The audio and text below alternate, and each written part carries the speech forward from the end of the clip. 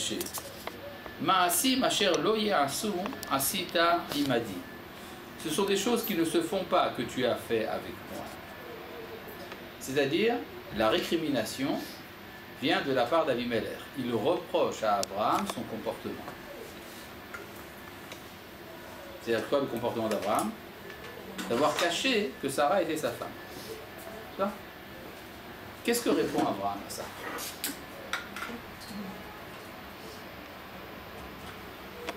Mais il ne répond rien. La preuve, c'est que dans le verset juste après, Vayomer Avimelech el Abraham. Et Avimelech dit à Abraham. Qui c'est qui parlait jusqu'à présent dans le verset 7? C'est Avimelech. Donc, quelle est la nécessité de nous dire à nouveau qu'il a dit quelque chose? Qu'Abraham ne répond pas. Ça veut donc dire qu'Abraham n'a pas répondu. Et pourquoi est-ce qu'Abraham n'a pas répondu? Parce que ça ne méritait pas de réponse. C'est-à-dire, ce qu'Avimelech doit apprendre, il doit se poser la question en quoi lui n'était pas en règle pour qu'Abraham ait eu besoin de cacher l'identité de sa femme. Au lieu de reprocher à Abraham, il doit se faire son reproche à lui-même. Et c'est pour ça qu'Abraham ne répond pas. Et alors Avimelech, effectivement, change de ton et il dit Vayomer Avimelech el Abraham. Et alors Avimelech dit à Abraham Ma ra'ita, qu'est-ce que tu as vu? Qui a incité à Davarazé, qui t'a amené à faire cette chose-là? D'accord? C'est-à-dire le Ma ra'ita, ça marche la caméra? Ah oui. Génial. Qui a incité à Davarazé, qu'est-ce qui t'a amené à faire cette chose-là? Ce que ça suppose, cette question d'Avimelech dans le chapitre 4 au verset Yud de Bereshit, dans lequel nous sommes depuis déjà à peu près 12 minutes en étude. Qu'est-ce que ça suppose, cette question d'Avimelech? C'est qu'a priori, Abraham n'était pas censé devoir cacher l'identité de Sarah. Pourquoi pas, après tout, il l'a fait en Égypte. Oui, mais alors l'Égypte, c'est pas grave. Ce que dit Avimelech, les Égyptiens sont des débauchés, des dépravés. Ça, on comprend très bien que dans un pays aussi bas sur le plan moral, tu aies caché l'identité de ta femme. Ça, je comprends. Mais ça suppose que chez les Philistins en question, enfin chez les habitants de Guérard, c'était pas la même chose. C'était une société policée. Dans une société policée, on ne viole pas la femme de quelqu'un, on ne va pas tuer son mari pour s'emparer de sa femme. Enfin bref, tu vois bien que chez nous, il y a quand même des normes morales. C'est ça que semble dire Avimelech à Abraham. Nous qui sommes une société morale, tu n'aurais pas dû cacher que Sarah est ta femme. Là, c'est la question posée par Avimelech. Réponse d'Abraham. La question est une question quantique. N'est-ce pas?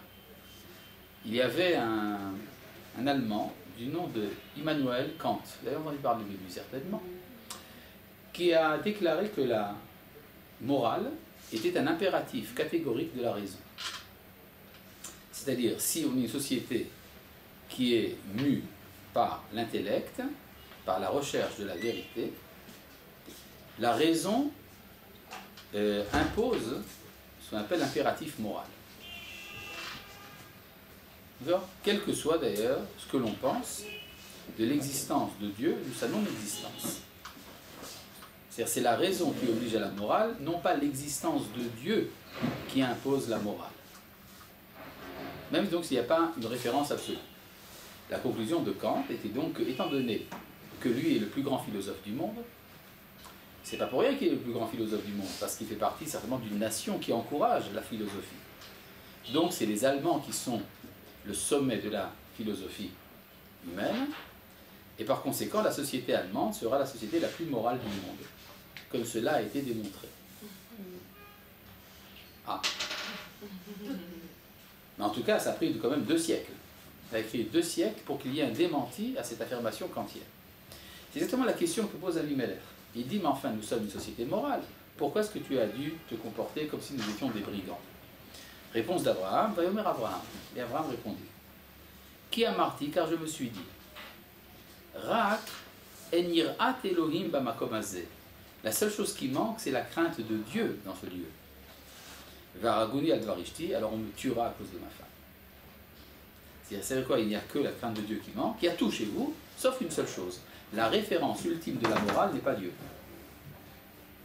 Et donc, si ma femme est très belle, quand le Yetzer Hara s'emparera de vous, vous vous retiendrez plus. Et donc c'est pour ça que j'ai dû cacher.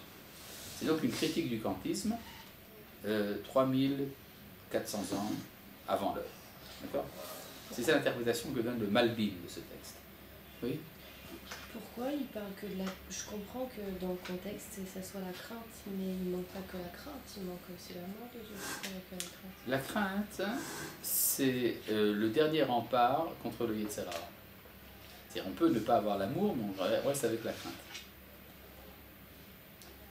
Vegam Omna, mais en vérité, Achoti Batavihi, elle est quand même ma sœur, fille de mon père, Achlobatimi et pas fille de ma mère. Vatili Leisha, elle fut ma femme, Vayi Kacheritu Uti Elohim et Betavi.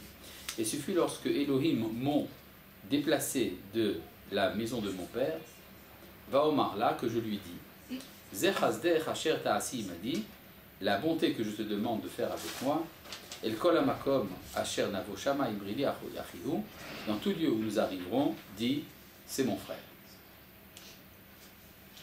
Vous avez vu le style employé par Abraham?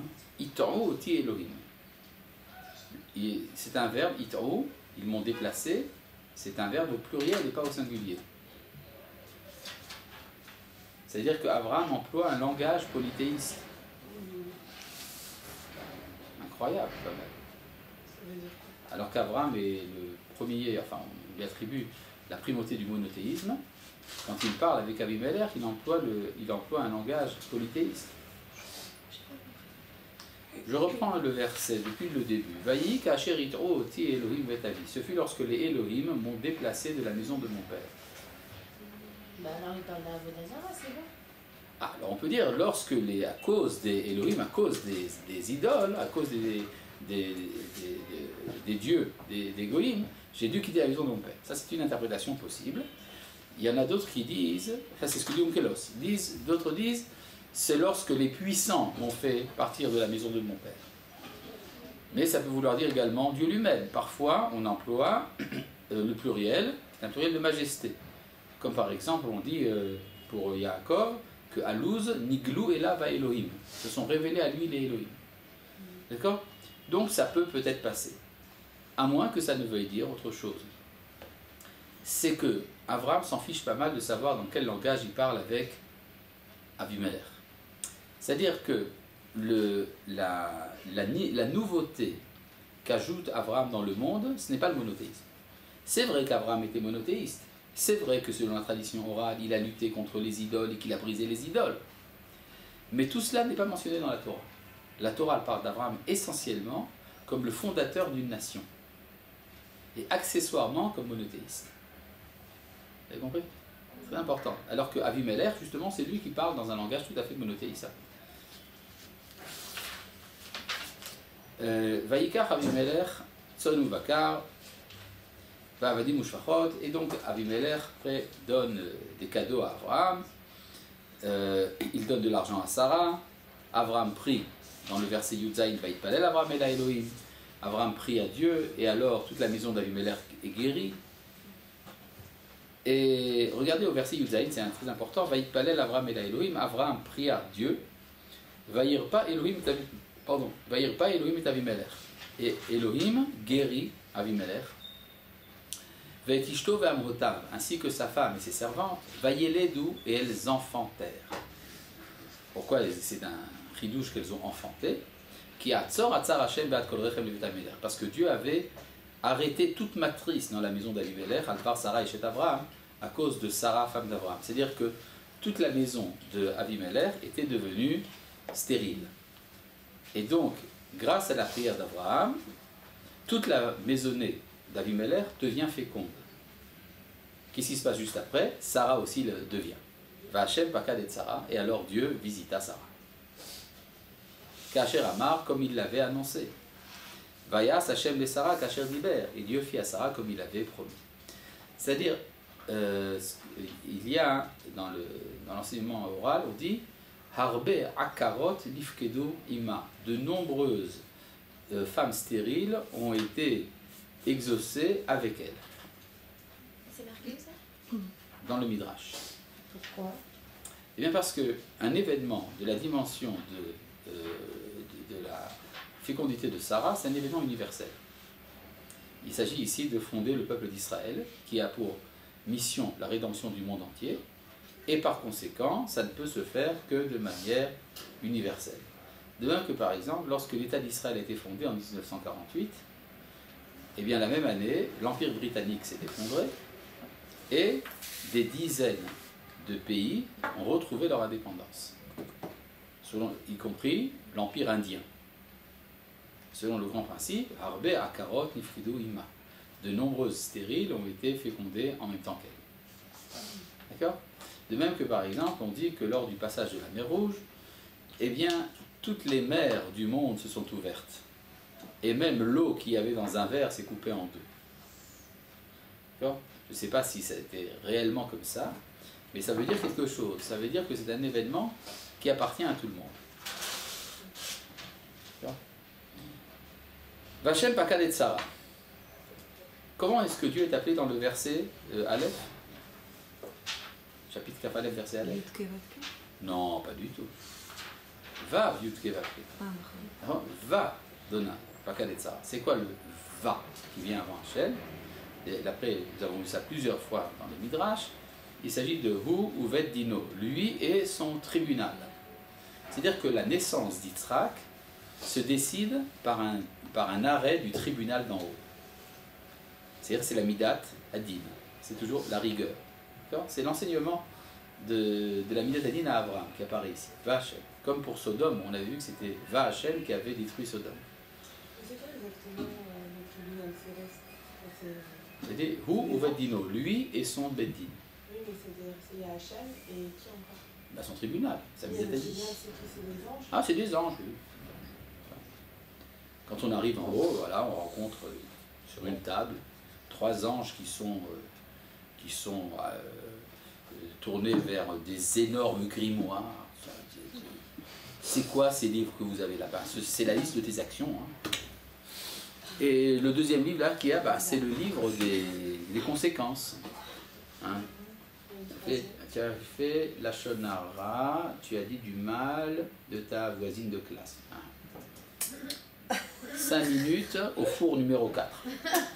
Ça, tu as donné de la tzedaka. Très très bien, il y avait une famille malheureuse qui avait besoin de tzedaka, tu as donné, tu les as sauvés de la rue. Ah ben, au Gan Eden, 2e rang.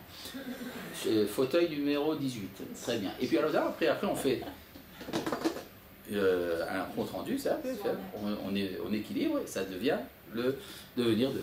D'accord ? En général, les anges sont courbés comme ça parce qu'ils ont plein de dossiers comme ça à examiner, des milliards de dossiers à examiner. Et puis, quand il y a un problème, alors c'est envoyé plus haut. En général, dans le vestiaire, on voit leurs ailes. Bon. Vatahar, verset bête. Vatahar vatelet Sarah le Abraham ben Iskunav, elle fut enceinte, et Sarah enfanta pour Abraham un fils lors de sa vieillesse. La moed asher diber oto Elohim, au moment que lui avait annoncé Elohim, Midat-Adin. Alors là, le verset Gimel est absolument incroyable. Je vais vous le lire et le traduire. C'est incroyable. Vayikra Abraham et Shem beno anoladlo asher yadalo Sarah Yitzhak. Et Abraham nomma le nom de son fils qui était né pour lui, qu'avait enfanté pour lui Sarah, Yitzhak. Comme on dit, plus lourd que ça, tu meurs. Je reprends. Et Abraham appela le nom de son fils, qui lui était né, qu'elle avait enfanté pour lui Sarah, Yitzhak. Mais c'est pour éviter la confusion avec Ishmaël. Je sais pas, j'aurais écrit ça plus simple, moi.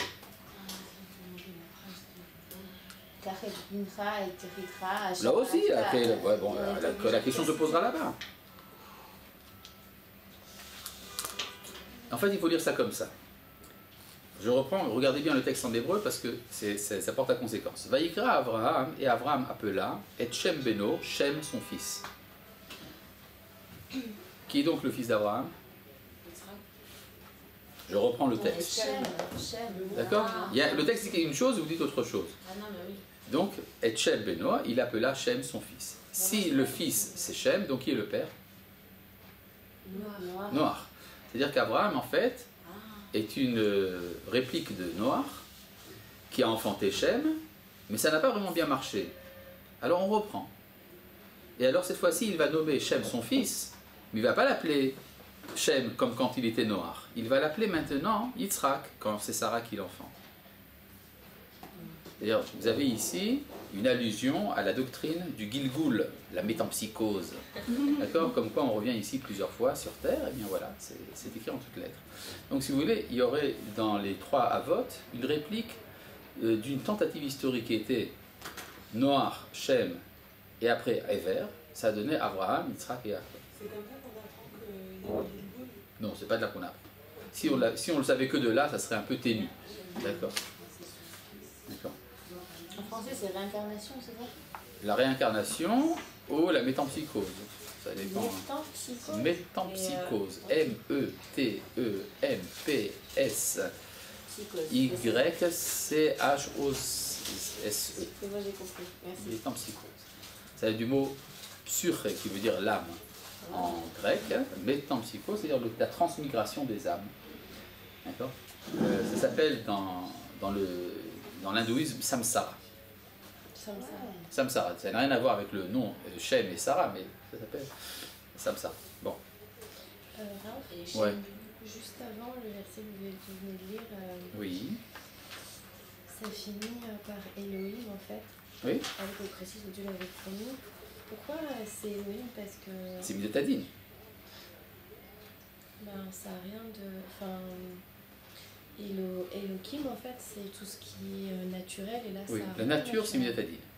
Parce que dans la nature, il y a une loi. La nature, c'est la loi. Donc, c'est Midatadine. C'est la rigueur. On ne peut pas faire tomber une pomme et qu'elle ne tombe pas. Donc, c'est Midatadine. Ouais, mais le fait qu'elle puisse enfanter, ça paraît pas très naturel en fin de compte. Nahon, c'est pas naturel, mais c'est pour qu'il y ait un tzaddik de la Midatadine. Le tzaddik, c'est Yitzhak. C'est lui qui est le représentant de la Midatadine, dans le monde de la morale, pas dans le monde naturel. Oui? Alors, Shem Beno, ça veut dire son fils. Shem, son fils, maintenant il va l'appeler Yitzhak. Une fois que c'est Sarah qui l'enfant. Il avait déjà Ishmaël. Bien sûr qu'il avait déjà Ishmaël. Donc Shem Beno, c'est une position pour dire que c'est par lui que passe la. Exactement. Exactement. C'est pas tout à fait encore évident pour lui, on va l'apprendre. Oui, Yitzhak, c'est bien le Gilgul de Shem, c'est ça? certaine manière, oui. Et Shem, il n'était pas encore mort. Bien sûr, il dit noir non plus d'ailleurs. Ah, donc ça, alors comment c'est possible avec le Gilgul? Il y a différentes manières de Gilgoul, ça s'appelle le Hibour. Il y a, dans la doctrine du Gilgoul, il y a toute une littérature. Avec le Gilgul, Ouais. Verset Dalet. Vayamol Avraham et Yitzhak beno ben Shmonat yamim kasher tziva oto Elohim. Avraham circoncis Yitzhak son fils à 8 jours, comme lui avait ordonné Elohim. Avraham ben Meat Shana bivaletlo Yitzhak beno. Or Avraham avait 100 ans lorsqu'était né Yitzhak son fils. C'est-à-dire que c'est l'âge idéal de l'engendrement dans la famille sémitique. Vous vous rappelez que Shem a eu un fils à l'âge de 100 ans, lui aussi. Pourquoi est-ce que l'enfant s'appelle Yitzhak? Il l'a appelé Yitzhak à cause de quoi? Du rire Sarah, de c'est Sarah. triste. À cause du rire d'Abraham. Dans la paracha de Lech Lecha, lorsqu'Abraham rit, quand Dieu lui annonce que chez Sarah il va avoir un fils, Dieu lui dit, tu vas l'appeler Yitzhak. C'est donc à cause du rire d'Abraham qu'Yitzhak est appelé Yitzhak. N'est-ce pas? À part ça, Sarah aussi a ri, on l'a vu au début de la paracha. Donc c'est une deuxième raison de l'appeler Yitzhak. Elle a pas ri pour les mêmes raisons. Hein? Elle a pas ri pour les mêmes raisons. Pas pour les mêmes raisons, mais c'est aussi à cause de la naissance d'Yitzhak. Donc c'est une deuxième raison d'appeler Yitzhak Yitzhak. Quand est-ce Verset- qu'il a ri? comment? Abraham, quand est-ce qu'il a ri? Eh ben, comme nous l'avons vu expressément dans des versets que nous n'avons pas besoin de répéter parce que les versets sont ouverts devant tout le monde, au chapitre Yud Zayin, c'est dit en toutes lettres, Vaïpol Abraham Alpana Yitzhak, lorsque Dieu lui annonce que Sarah va avoir un fils, comme nous l'avons déjà dit d'ailleurs il y a 15 secondes. Vatomer Sarah, Et Sarah dit, au verset 20, Vatomer Sarah, ça dit, Tsehok asali Elohim. C'est un rire que Dieu a fait pour moi. Il m'a fait une bonne blague. Kol hashomea, tout celui qui entendra, Yitzhakli, rira de moi. Ça veut dire qu'ici, il y a encore 2 rires supplémentaires. Le rire de Dieu, ça fait déjà 3 rires, et également le rire de ceux qui vont entendre. C'est-à-dire c'est une blague universelle. Tout le monde va en rigoler. C'est au sens péjoratif ou amélioratif? J'en sais rien. Il y a écrit en tout cas qu'il y a un rire. C'est pas au sens de la surprise, comme vous disiez? Oui, peut-être. Mais en tout cas, ça veut dire qu'il y a ici 5 raisons de rire. Il y a le rire de Abraham, le rire de Sarah, le rire de Dieu, le rire des hommes, et l'enfant qui s'appelle Yitzhak, qui veut dire il rira. D'accord? Donc l'atmosphère, c'est l'atmosphère de la rigolade. N'est-ce pas? Vaïgdal ayelet vaïgamal. L'enfant grandit, il fut sevré. Vayas Avram ishtégadol v'omigamal et Yitzhak. Avram fit un grand festin le jour où Yitzhak a été sevré. Ah non, pardon, j'ai sauté un verset. Verset Zayn. Vatomer, elle dit, Mimilel et Avram inika banim Sarah. Qui aurait pu dire à Avram qu'un jour Sarah allaiterait des enfants? Qui a la tiben iskunav, car j'ai enfanté un fils lors de sa vieillesse. Alors, c'est quoi cette histoire? Il y a un midrash qui raconte ça de cette manière. C'est que lorsqu'Abraham a fait la circoncision de son fils, il a invité beaucoup de monde, des rois et tout ça. Et les gens chuchotaient entre eux et disaient, c'est pas possible qu'une vieille ait eu un enfant. En fait, ils ont trouvé un enfant dans la rue et ils disent que c'est à eux. Et ce qui s'est passé, c'est qu'à ce moment-là, toutes les femmes des rois qui étaient là n'ont pas pu donner le sein. Et tous les bébés de ces rois sont mis à brailler. Waouh, un immense braillage. Et alors Sarah a été invitée à les allaiter. Et donc tout ce monde a vu qu'elle était effectivement une femme qui venait d'accoucher, puisqu'elle a du lait. D'accord? C'est pour ça que Inika Baï Sarah. C'est-à-dire qu'une fois qu'elle allaite son fils, elle peut allaiter le monde entier. Elle a de quoi donner au monde entier. Et alors donc, il y a le festin qui se fait lors du sevrage d'Israël. Verset tête. Vatere Sarah. Et alors Sarah vit. Et Ben Hagar Amitzrit, le fils d'Agar l'égyptienne, Asher Yalda le Abraham, qu'elle avait enfanté pour Abraham, Metzachek ricanant. C'est-à-dire que lui aussi il s'est mis à rire. Il s'est dit, bah, c'est le plat du jour, c'est ce qu'on fait. C'est à la mode, donc il se met lui aussi à rire. Et alors, on le renvoie de la maison. Bizarre. Il s'est mis à la mode, on le renvoie de la maison. C'est comme si on lui avait dit, mais tu ne sais pas la raconter. Va tomer le Abraham, elle dit à Abraham, Garesh ha'ama azot vel bena, renvoie cette servante et son fils. Qui le dira, bena ha'ama azot, car il n'héritera pas le fils de cette servante. Aïm beni, avec mon fils. Aïm Yitzhak, avec Yitzhak. Elle aurait pu se contenter de dire Im beni, avec mon fils. Quand elle rajoute le nom Yitzhak, elle s'expose elle-même à la critique. Parce que qu'est-ce que tu lui reproches à cet enfant? D'avoir ri. Ton fils aussi s'appelle le rire, non? Alors pourquoi est-ce qu'elle a besoin de dire avec mon fils il rira? C'est pour lui dire, parce qu'il ne rit pas de la même manière. C'est-à-dire ce que diagnostique ici Sarah, c'est un problème dans la manière de rire d'Ishmaël. Alors là, ça amène de très profondes considérations. Excusez-moi, Oui. dans le verset 9, c'est traduit en français par raillerie. Comment vous le traduisez?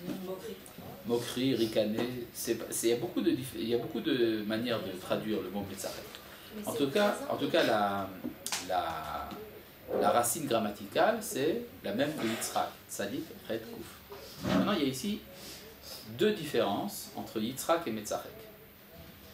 Tout d'abord, comme vous l'avez bien fait remarquer, le mot Yitzhak signifie il rira dans l'avenir. Tandis que Metzarek, c'est un rire au présent. Déjà, cela est un problème. Parce que comme on sait, toute personne qui a lu le journal sait que le monde n'est pas drôle. C'est pas drôle ce qu'il y a dans le monde. Vous avez déjà vu le monde de quoi il a l'air? Horrible. Comment est-ce qu'on peut rire dans un monde aussi laid? N'est-ce pas? Non, c'est vrai. Et la réponse, alors il y a deux manières. Soit on est cynique, on est satisfait de l'état du monde, soit on a l'espérance d'un monde meilleur. On vous dit la connaissance qu'un jour ça ira bien.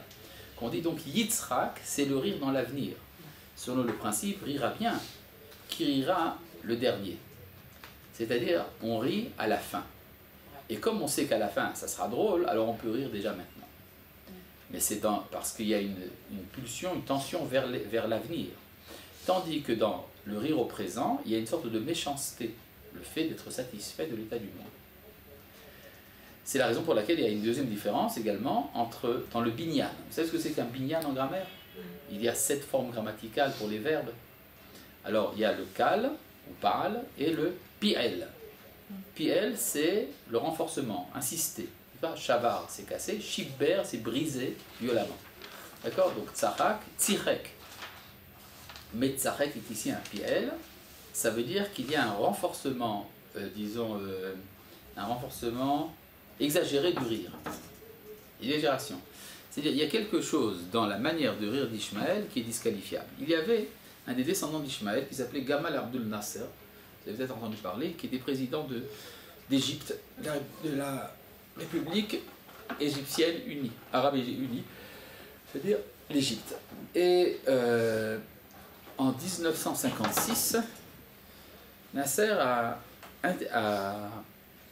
nationalisé le canal de Suez. Le canal de Suez appartenait aux grandes puissances, à la France et à l'Angleterre. Et un jour, le président égyptien décide, en violation des accords internationaux, de nationaliser le canal de Suez. Et lorsqu'il l'a fait, il a éclaté de rire, d'un long rire grossier qui a duré près de 10 minutes, un quart d'heure, diffusé par la radio dans toutes les chaînes internationales. C'est ça le rire d'Ishmaël. C'est vraiment passé ce que c'est... Je ne raconte pas n'importe quoi. Non, je veux dire, est-ce que c'est vraiment un... Quoi? Non, je ne sais pas si c'était une parabole ou si... Non, c'est pas une parabole, c'est tout à fait vrai, ça s'est passé. D'ailleurs, c'est vérifiable dans tous les livres d'histoire. C'était quoi, un rire nerveux ou quoi? Un rire de satisfaction. Il était content d'avoir craché à la figure des grandes puissances. Ce qui a entraîné d'ailleurs la campagne du Sinaï, le Sakadesh de l'histoire. Et donc, il y a ce rire, mais qu'est-ce que ça veut dire chez Ishmaël exactement? Comment ça s'est traduit? C'est-à-dire, qu'est-ce qui fait que Sarah a compris ce qui se passait? Parce que quel âge a Ishmaël le jour où Yitzhak est sevré? 15 ans. 15, peut-être 16. C'est-à-dire, c'est un jeune homme, un adolescent. Les adolescents font beaucoup de bêtises. Et donc, c'est surprenant que Sarah ait pris ça si dur. Quelque chose de très dur s'est passé là. Elle a compris, parce qu'elle avait le Ruach HaKodesh, elle comprenait où est-ce que ça arrive. Alors, il y a à ce propos, dans l'enseignement des Chachamim, 4 interprétations différentes. À propos du rire? Du rire d'Ishmaël. Il y en a 3 qui sont péjoratives et une qui est positive. Les 3 péjoratives, ce sont 3 opinions qu'on trouve chez les Tanaïm, entre autres Rabbi Akiva, Rabbi Yossi Aglili, je ne sais plus qui était le 3e, Rabbi Yoshua, je crois. L'un qui dit, le rire qu'elle a vu, c'était un rire d'idolâtrie. Il y avait, chez les idolâtres, une cérémonie qu'on appelle le rire sacré. Et c'est ce rire qu'elle a diagnostiqué chez Ishmaël. D'autres disent, non, c'était un rire de débauche. Il y a une manière de rire chez les débauchés. Et une 3e opinion qui dit, c'était un rire d'assassin. Les assassins ont également une manière de rire. Et donc, vous voyez qu'elle accuse Ishmaël de choses extrêmement graves, d'après ces 3 opinions. Il y a un petit problème seulement. Comment se fait-il que dans la maison d'Abraham, qui est le grand lutteur contre l'idolâtrie, la débauche et l'homicide, grandisse un enfant qui est exactement le contraire de tout ce qu'enseigne Abraham? Sa mère, c'est bien possible. C'est pas impossible pour des raisons psychologiques. Mais est-ce que ça pouvait se manifester déjà à ce moment-là? Alors certains disent, oui, il prenait des sauterelles et il les sacrifiait à une petite poupée. D'accord? Ou bien des choses de ce genre. Mais enfin, c'est un peu énorme. C'est la raison pour laquelle Rabbi Shimon Bar Yochai n'est pas d'accord avec ses maîtres. Il donne une autre interprétation. Il dit, il riait d'Yitzhak. Et pourquoi est-ce qu'il riait d'Yitzhak? Parce qu'il disait, moi je suis l'aîné et je prends la double part dans l'héritage.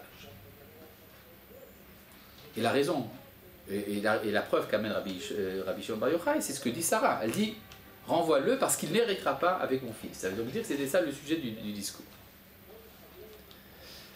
Mais alors pourquoi est-ce qu'Ishmaël a tort?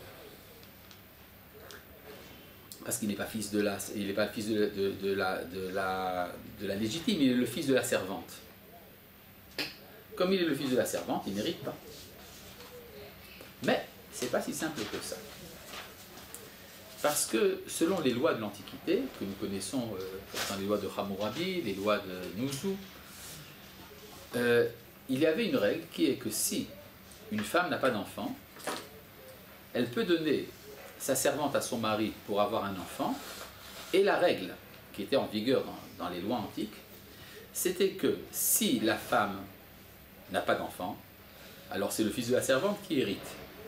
Mais si entre-temps, ses espérances sont exaucées et qu'elle a un fils, le fils de la servante reste fils de servante, il n'hérite pas. Donc, quand Ishmaël dit « je suis l'héritier », c'est à une seule condition, qu'Yitzhak n'existe pas. De le tuer. Comment? À condition de le tuer. Le tuer, c'est difficile. Non, parce qu'on dit Il faut simplement nier l'existence d'Yitzhak. C'est pour ça que le Midrash dit, il lançait des pierres en direction d'Yitzhak et il disait, j'ai pas fait attention, j'ai rien vu. C'est-à-dire, il y a dans la manière d'être d'Ishmaël, pour se donner une certaine dignité, il doit nier qu'Yitzhak existe. Ce qui explique d'ailleurs le comportement collectif des fils d'Ishmaël qui sont sous domination israélienne, qui ne sont prêts à recevoir un État que des mains de la communauté internationale et non pas de l'État d'Israël. C'est pour ça que cette pierre d'achoppement qui est de savoir est-ce qu'ils vont reconnaître que c'est l'État du peuple juif est tellement importante dans ce débat. C'est parce que si Israël existe, alors Ishmaël est fils de servante. Il y avait un député arabe à la Knesset du nom de Azmi Bshara, qui d'ailleurs entre-temps a dû prendre la fuite parce qu'il a été confondu d'espionnage pour les pays arabes. Azmi Bshara un jour s'est fait interviewer par un journaliste israélien, naïf comme tous les journalistes israéliens, qui lui dit, et Azmi Bshara lui dit, tout le monde sait très bien que le peuple juif ça n'existe pas. Et donc la prétention à un État juif est une foutaise. Alors le journaliste israélien qui n'avait pas l'air de très bien connaître son islam dit mais enfin c'est pas possible, il y a quand même un peuple juif. Mais non, pas du tout, tout le monde sait très bien que c'est une invention. Il ne comprenait pas, le journaliste israélien, que ce n'était pas une affirmation lancée au hasard. Ça fait partie d'une manière d'être. Il y avait un président d'Algérie qui s'appelait Ahmed Ben Bella. Vous avez entendu parler de lui? C'était le premier président de la République algérienne lorsque les Français ont quitté l'Algérie. Très peu de temps après qu'il soit nommé président, il s'est fait renverser et mis en prison par Houari Boumedienne, qui est devenu le président algérien. Et après 20 ans de prison, Ahmed Ben Bella sort de prison et se fait interviewer par un journaliste américain. Et une des choses qu'il lui dit, il dit voilà, je pense que si les Arabes sont capables de produire une bombe atomique, il faut qu'ils l'utilisent pour détruire l'État d'Israël. Le journaliste américain lui dit mais enfin vous vous rendez compte que ça veut dire la guerre mondiale? Réponse de Ben Bella, oui je sais bien, mais il n'y a pas le choix. Parce que pour nous autres, les Arabes, la négation de l'autre est la condition de notre identité. C'est ça le rire d'Ishmaël. Donc, si on reprend ce que dit la Guémara, à propos des différentes formes de rire dont est accusé Ishmaël, ça veut dire qu'en fait, il y a deux manières d'être Ishmaël. Ishmaël dans la maison d'Abraham et Ishmaël en dehors de la maison d'Abraham. Lorsqu'Ishmaël est en dehors de la maison d'Abraham, effectivement, il tombe dans les trois péchés dont il est question, qui sont l'idolâtrie, la débauche et l'homicide, qui sont les trois avérotes les plus graves de la Torah. Et effectivement, dans l'histoire d'Ishmaël, pendant la moitié de son histoire, c'est comme ça qu'il s'est comporté. Dans la période que les Arabes appellent Al-Jihiliya, c'est-à-dire la période de l'ignorance, ici. Et puis après, lorsque est venu un marchand de chameaux leur expliquer la loi de Dieu, alors ils ont changé et ils ont fait teshuva. Ils ont fait teshuva, c'est-à-dire qu'ils sont revenus dans la maison d'Abraham. Donc ils ont fait teshuva par rapport au Dieu d'Abraham. Mais il leur reste à faire teshuva par rapport au Dieu d'Yitzhak. C'est-à-dire ils reconnaissent l'autorité du Dieu d'Abraham, mais ils ne reconnaissent pas l'autorité du Dieu d'Yitzhak, et donc ils contestent la terre, l'héritage d'Abraham à Yitzhak. Vous avez compris?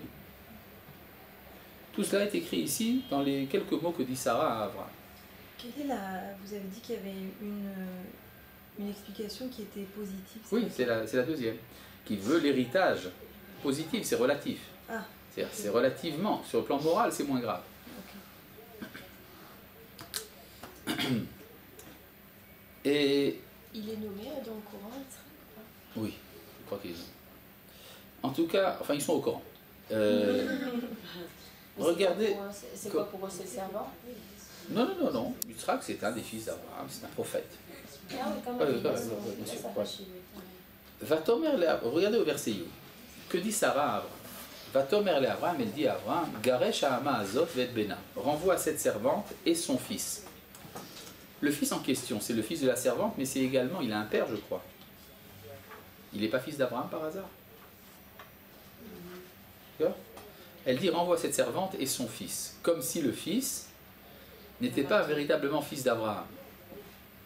Kilo irash ben Ha'ama Azot, car il n'héritera pas le fils de cette servante. Aim beni Yitzhak, avec mon fils, avec Yitzhak. Donc Yitzhak est désigné comme étant le fils de Sarah, mais il a un père aussi. Mais je crois qu'à ce moment-là, elle comprend que ça va se faire la mère. Non, c'est comme si en fait Abraham n'avait pas de fils. C'est-à-dire, Sarah dit j'ai un fils, c'est Yitzhak, c'est mon fils. Et cette servante, elle a un fils, c'est Ishmaël. Et Abraham, dans tout ça, il est laissé. Pourquoi ? Il est accessoire. C'est-à-dire, ce qui est important, c'est de savoir qui est le fils de qui.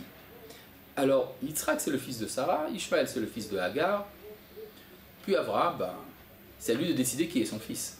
Regardez la réaction d'Abraham. Vayera hadavar me'od.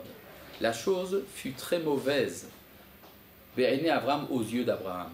Alodot beno, à cause de son fils. Duquel on parle? De quel fils on parle? Eh bien évidemment, il s'agit d'Ishmaël. C'est-à-dire qu'Abraham décide, c'est Ishmaël qui est son fils et pas Yitzhak. Et pourquoi il a appelé son fils et il ne dit pas tout de suite Ishmaël? Je ne sais pas. Et donc il y a ici un problème de savoir qui va être le perpétuateur de l'identité d'Abraham. Est-ce que c'est le fils de Hagar ou est-ce que c'est le fils de Sarah? Chez Abraham, il y a ici un petit problème. Jusqu'à présent, Abraham ne dit pas c'est Yitzhak qui est mon fils. La Torah dit que c'est son fils, mais il ne le dit pas lui. Or, être le fils, c'est différent d'être la descendance. On peut être la descendance de quelqu'un, mais le statut de fils est un statut beaucoup plus sérieux. C'est-à-dire, c'est celui qui perpétue l'enseignement du Père. Vayomer Elohim el Abraham. Et alors Elohim dit à Abraham, Al yera be'ainecha, que cela ne te déplaise pas. Ala na'ar, à cause du jeune homme, vers la matecha et de ta servante. C'est-à-dire, à dessein, Akadosh Baruch Hu n'appelle pas Ishmaël ton fils, il dit le jeune homme. Kol asher tomar elecha Sarah shema bekola, tout ce que te dira Sarah, écoute sa voix. Ki beYitzhak ikare elecha Zara, car c'est en Yitzhak que sera appelé pour toi une descendance. Vegam et ben ha'ama, et également le fils de la servante, les goy asimenu, j'en ferai une nation, qui zaracha, ou car il est ta descendance. C'est-à-dire, il y a ici un statut ambigu. Il est ta descendance, mais ne l'appelle pas ton fils. Mais Yitzhak aussi n'est pas appelé ton fils. Yitzhak Zara. C'est en Yitzhak que sera appelé pour toi une descendance. Donc le flou devient général. Ni Ishmaël, ni Yitzhak ne sont appelés fils, et les deux sont appelés Zera, descendance. Ça a posé des problèmes qu'il faudra régler par la suite. On ne peut pas laisser ça comme ça. Donc c'est pour ça que la prochaine fois, nous étudierons ça plus en détail. Shalom.